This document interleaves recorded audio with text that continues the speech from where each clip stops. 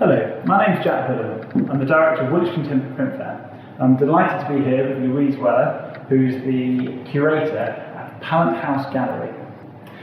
Would you like to just give us a quick overview of the exhibition and then talk a little bit about some of the artworks in this one? Absolutely. So the exhibition looks at British printmaking from the last 60 years, so from 1960 right up to 2021. But what we were trying to do is really explore, but also celebrate the richness and diversity and variety of printmaking during this period, and how different artists use sometimes similar techniques or different techniques to get such different results. We started in the 1960s, but really it's interesting to take a little step back into the late 1950s, where the change really occurred for establishing print studios that focused on artists' original prints, rather than being associated with commercial activities or book printing, which really was the established setup prior to the Second World War. So behind us here we have a wonderful work by Graham Sutherland, who interestingly was an engraver in the 1930s, before the market crashed in the 1930s. And so that market, the engraving and etching market, disappeared, and so he became a painter, which many of us know him for today. But when he returned to printmaking, he didn't return to the style he had in the 30s, which was very sort of pastoral and influenced by Blake and Samuel Palmer. He continued on with his sort of painterly, abstracted sort of style, rooted in natural forms, but he turned to lithography, which is a medium, as I'm sure you know, that really allows artists to make a painterly mark on the stone that they were working on. So it's wonderful to see how they pick that up and explore things they were already exploring in their work. So we can't talk about pop art without screen printing, which was obviously the sort of the new medium that had come through sort of in the 60s. So would you like to talk to us about this piece? And so this is a wonderful example here of Gerald Lang, again as a student. It's quite an interesting story. So as a student, he wanted to enter the student exhibition, but he didn't know what to paint. And so he looked at the flyer that had been sent around to advertise the exhibition, and on it, a designer had taken this image of Bridget Bardot, a celebrity, an image we only know through a constructed, public image of her, and had painted, and the designer had painted this black circle around her face, and that's the flyer to advertise the painting exhibition. So Gerald Lang painted that image as a painting, which he submitted to the exhibition, and then later he turned that painting into a screen print. So these layers and processes and going backwards and forwards between painting and commercial constructed imagery, back to painting, back to printmaking. So you split the exhibition both chronologically and into subject matter. Do you want to talk us through, as we're now in the sort of abstraction room, about sort of why you chose these different subjects?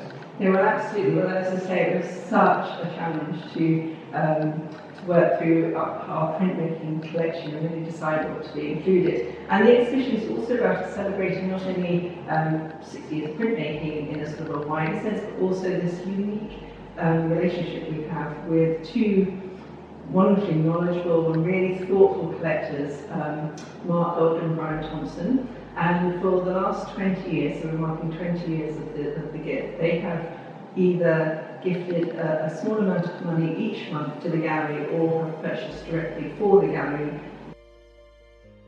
So moving on through the exhibition, we're looking at sort of portraits and figuration. This is one of my personal favourites. I love Frank Auerbach. His work is just amazing. For me, especially his prints, but actually the paintings are fantastic.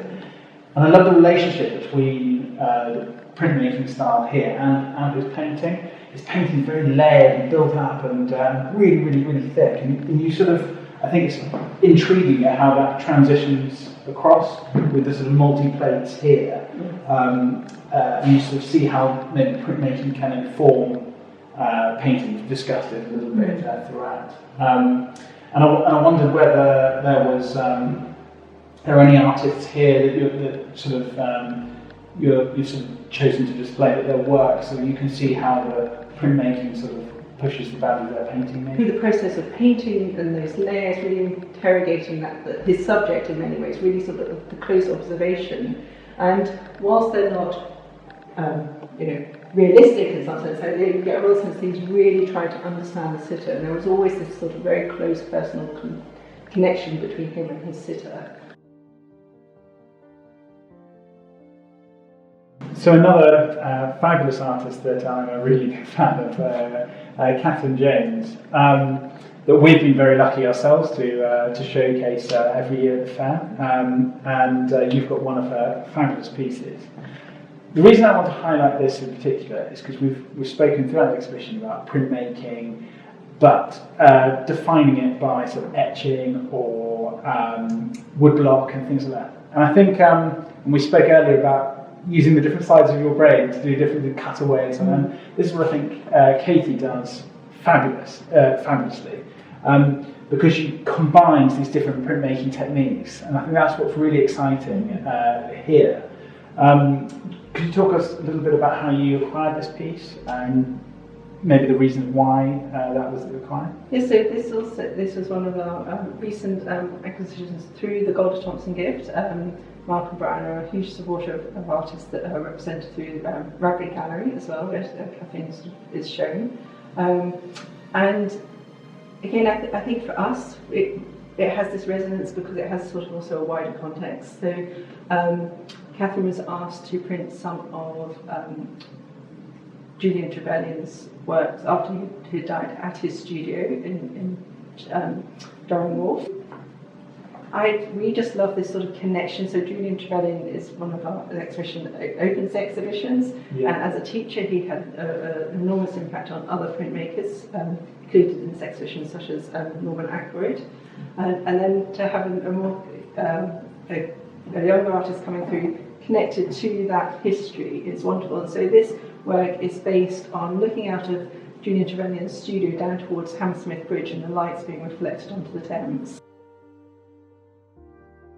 To finish with this work, which is called Birdsong Held Us Together, and it was made a sort of response to lockdown, and so as all cultural institutions have been affected during this time, this exhibition also was sort of put together through quite a strange period where we were all sort of working remotely, and we didn't have access to our collections, or we weren't able to share them with the public.